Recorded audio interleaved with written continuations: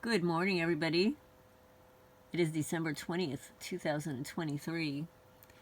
And I was watching Steve Leto, and he was reviewing a case where a fortune teller, I'm going to say a tarot card reader in a store, was being harassed by the local police, saying that fortune telling was not permitted, it was against the law in that particular state because of an old arcane law that was on the books that should have been removed like decades ago.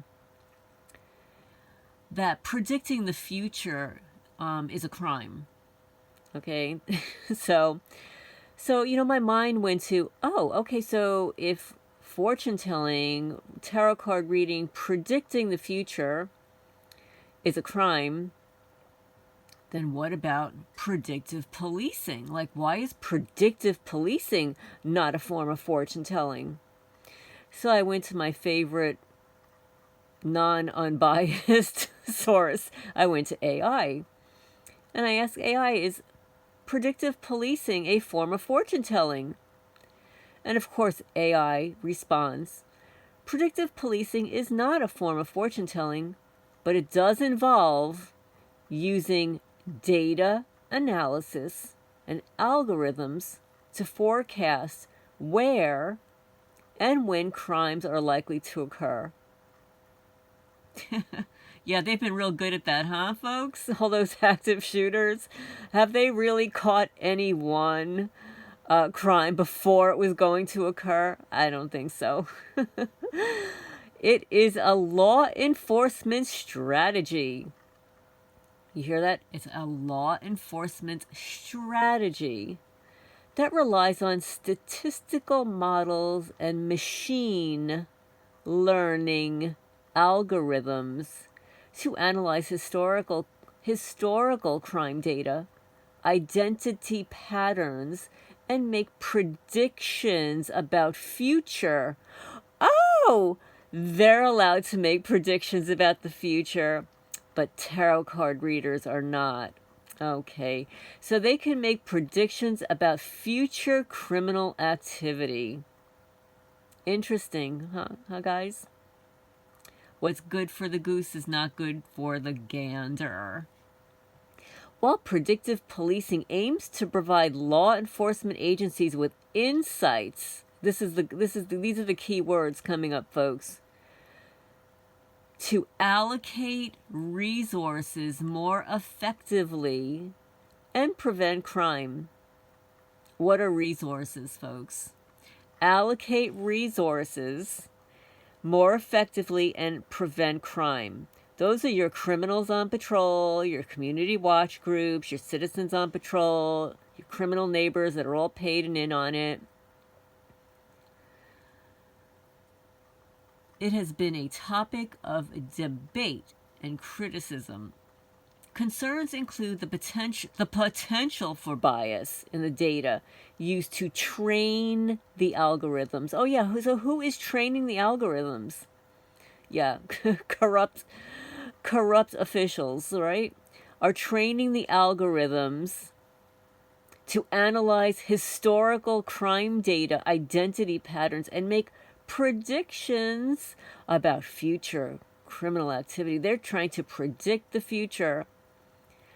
But it's not a crime when they predict the future. But it is if some tarot reader or astrologer or some insightful, intuitive person, right? Or maybe the Bible. Maybe that's why they're going after the Bible, predicting the future. Only predictive policing is allowed to predict the future because they train the algorithms. So one of the risks is reinforcing existing biases in law enforcement practices and issues related to privacy and civil liberties. So AI then says, well, fortune telling typically refers to attempts to predict future events through mystical or supernatural means. Well, I'm going to unpack that. Mystical and supernatural means? Well, I will tell you because I read the tarot cards, and it's all about the symbolism and your intuition when that individual asks you the question, and your intuition kicks in along with the symbols in the cards. It's nothing supernatural about it. It's nothing mystical. It's intuition, it's feeling, it's sensing, it's symbols. It's the aura. So yeah, so this is a play on words here. So predictive policing is based on data analysis and algorithms to forecast and make predictions about the future criminal activity. Yeah, they're all in on it. You see the way my phone is wobbling? As soon as I stopped talking, it stopped. Yeah, you know you're in my phone, losers. So, what's the difference? There's no difference to me. Anybody who's predicting the future is predicting the future. I know that a lot of tarot readers and astrologers say this is for entertainment purposes only. I can assure you that what these criminals are doing is not for entertainment purposes only. It's only entertaining them. Okay, so they're predictive policing using data and analysis and algorithms that they program. They train the algorithm. It says it here, creates a bias. And it reinforces existing biases in law enforcement practices and issues relating to privacy and civil liberties. So predictive policing is a form of fortune telling. And what is predictive? What does predictive mean? Okay, so the term predictive refers to the ability to forecast or anticipate future events or outcomes based on available information or data. Well, isn't that interesting? So I guess, for targeted people out there, those of you that are targeted 10 years or more, that they've been collecting information on you for years and years and years and years, that is how they devise their torture program. That's how they're able to predict the future of what you're going to do, because they watch everything that you do 24/7. And based upon your inherent habitual patterns, like waking up at a certain time of the day, brushing your teeth at a certain time of the day, before you go to bed or after you eat, what time you go grocery shopping, what time you cook. Oh yes, based upon all that criminal information or data, they can predict the future. So the term predictive refers to the ability to forecast or anticipate future events or outcomes based on available information or data. And in the context of predictive policing or other fields that use predictive analytics. So here you got the word salad. So predictive policing is a field that uses predictive analytics. But reading tarot cards or runes or any other metaphysical object, dowsing. Oh, well, wait a minute. What about those CIA creatures? Don't they stare at goats to cause them to have a heart attack? Is that just fancy fortune telling, that they're trying to predict the future by staring at a goat? Oh, but that's okay. That is not outlawed. They can focus their hatred and energy, which is a thing, at a goat to cause it to die because of their intention. So let's start back up at the top. The term predictive refers to the ability to forecast or anticipate future events or outcomes based on available information or data. In the context of predictive policing or other fields that use predictive analytics, It involves the use of statistical models, algorithms, or machine learning techniques. Well, guys, how many of you know of any kind of machine that is broken down or freaked out or had a brain fart? Lots of them. Or machine learning techniques to analyze historical data and make predictions about future events. So readers, and this I'm adding this, readers use other methods or tools of prediction. So what they're saying is their tools of prediction are not outlawed, but other forms of tools or prediction like intuition, symbolism, aura reading, first impressions, but reading body language, but they're allowed to stare at goats. Those methods are criminal and to be outlawed. So in general, when someone is described as predictive, it means it has the capacity to make educated guesses or forecasts about what is likely to happen in the future. Okay, guys, an educated guess has absolutely nothing to do with statistical models, algorithms, or machine learning techniques. So what is it? Is it can you use an educated guess like reading a card? Reading runes?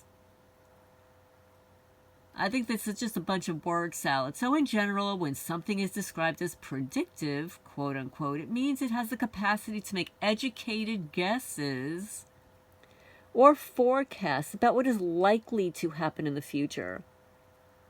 This could apply to a wide range of fields, from weather forecasting, financial markets, to healthcare, and law enforcement, where predictive models are used to identify patterns and trends that can inform decision-making and strategy.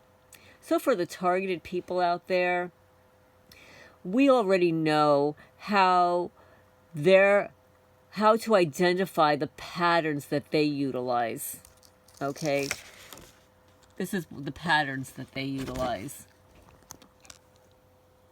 They are all complicit. They're all in on it. And karma is on its way for them every day. And by the way, guys, this is what we need to do. Abolish FISA, Foreign Intelligence Surveillance Act of 1978. Defund it, abolish it. There are actually 3 bills that are shelved right now, with 66 representatives standing behind abolishing the Foreign Intelligence Surveillance Act 702. They're not surveilling any foreigners. It's all about setting up innocent people like you and I as domestic I'm not allowed to say the word. You know what the word is. The T word. Oh, yes, non-investigative subjects on the watch list. Any watch list. Once you get on, you don't get off. There's no due process. It's all a deep, dark secret. So anyway, predictive anything. Predictive refers to the ability to forecast or anticipate future events or outcomes based on available information or data. Well, you know, my favorite Bureau of Investigation, you're doing a hell of a job. Oh, yeah, they couldn't find Gabby Petito. They couldn't find that guy that was, what was his name? I'm forgetting his name now. The boyfriend who ran into the forest. They couldn't find him. But they can track you and I in our homes and stuff, but they couldn't find him. And what about the Batman killer? Oh, yeah, Batman's that's a word that's being used a lot lately. And that's what they called Mr. Holmes. James Holmes. Yes, the brilliant PhD neuroscience students. They love to go after those neuroscience students like they did with the Princeton professor, Jon, his name, oh my goodness, his name is escaping me. Not Forbes. Ugh. Anyway, what they did to him is after he created the hyper game theory model, they decided that, you know, he was way too smart. He got his PhD too young. He was a little competition. He was getting in the way of other things. Let's just haul him off for a little electroshock therapy over 2 years because they claimed that he was schizophrenic. They did it to him. Nash, that is, John Nash. The beautiful mind. Well, unfortunately, the beautiful mind was, he was created, folks. I'm sorry. He was created. He was another targeted individual. Nobody realized it back then, but that's what they did to him. Yes, they needed to take him out. But anyway, yes, abolish 702, FISA, Foreign Intelligence Surveillance Act of 1978. It's due for an overhaul. Nobody wants it.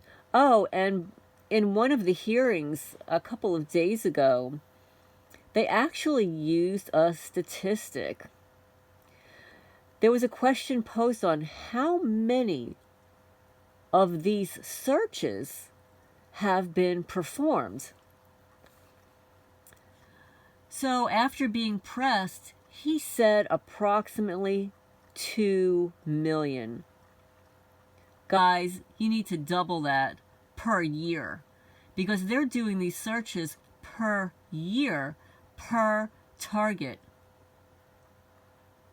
More than that. I mean, it is already estimated that there are more than 4 million innocent people on some lists.